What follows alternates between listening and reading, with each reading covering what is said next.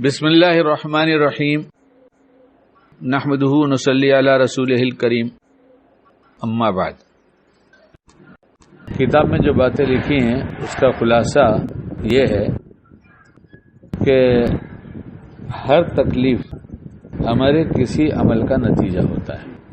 ہر تکلیف ہمارے کسی عمل کا نتیجہ ہوتا ہے۔ نتیجتاً کچھ چیزیں فوراً سامنے آ جائیں گی، کچھ دنوں مہینوں میں آئے گی، کچھ سالوں میں آئے گی، کچھ مرنے کے بعد آئے گی۔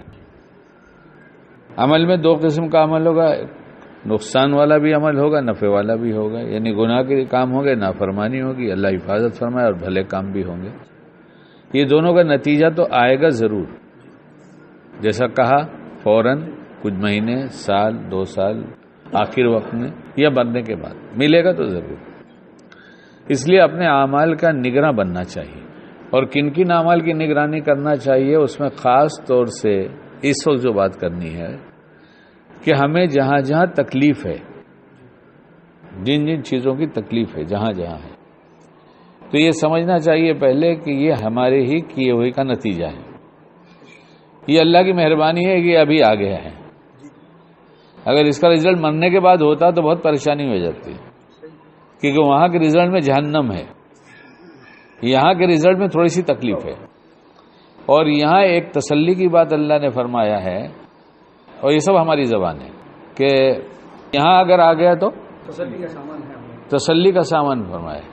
ایک تو یہ کہ ہمارے کیے کا نتیجہ ہے، دوسرا یہ ہے کہ تسلی کا سامان یہ ہے کہ ہم تم پر اتنا ہی بوجھ ڈالیں گے جتنا تم برداشت کر سکتے ہو۔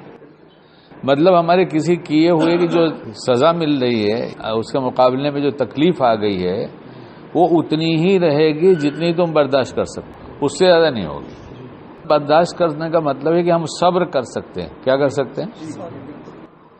تو صبر کر سکتے ہیں۔ تو ایک تو یہ غلط ہم نے کیا، اس کے بدلے میں اللہ نے یہ مہربانی کیا کہ مرنے کے بعد اس کو ظاہر کرتے تو جہنم میں جانا ہوتا، اور یہیں ظاہر کر دیا تو یہ بھی احسان کر دیا کہ جتنا صبر کر سکتے ہو اتنی ہی تکلیف دیں گے، اس کے آگے نہیں دیں گے۔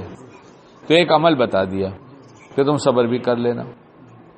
صبر کرنے سے تمہیں ایک بڑا نفع یہ ہوگا کہ تم کو میں ملوں گا، یعنی اللہ ملے گا۔ جب کوئی ملتا ہے تو کچھ باتیں ہوتی ہیں، آپ ملے تو بات ہو رہی ہے، تو مجھ سے بات کر لینا، اور یہ کہنا کہ میرے اللہ یہ آپ کی طرف سے تو ہے نہیں، یہ تو میں نے کیا ہے، تو یہ میرے سامنے آیا ہے۔ اب یہ کس کا نتیجہ ہے، ہم کہاں تک خیال کریں؟ وہ ہم نے تو بہت ساری نافرمانیاں کیا ہے، ہم نے تھوڑا سا تو کیا نہیں کہ ہم سمجھ جائیں کہ فلاں کا نتیجہ ہے۔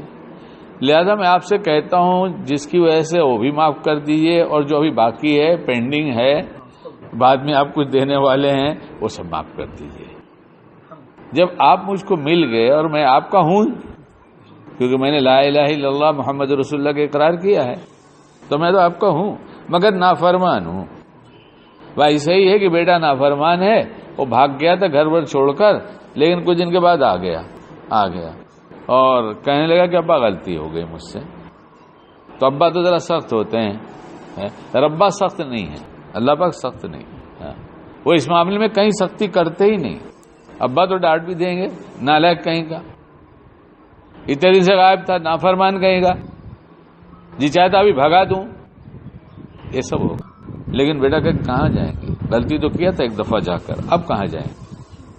ایسے ہی ہم رب سے کہہ دیں کہ ہم نے نفس شیطان کی مان کر آپ کو چھوڑ دیا تھا، غلطی تو کیا تھا، لیکن پھر آپ کے پاس پلٹ تو آیا ہوں، اور آپ کے پاس کہاں ایسا دل ہے کہ آپ کو خیال رہے گا کہ اتنا ہوا اتنا ہوا، آپ تو اس سے پاک ہیں، اس لیے ہمیں معاف کر دیجئے، اور ہمارے تمام گناہوں کو معاف کر دیجئے۔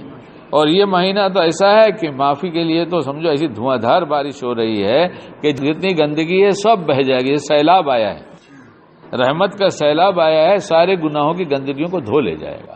اس لیے ہم اللہ سے معاملہ صاف کریں اور اسی سے باتیں کرتے رہیں۔ اللہ ہمیں کہنے سے زیادہ عمل کی توفیق عطا فرمائے۔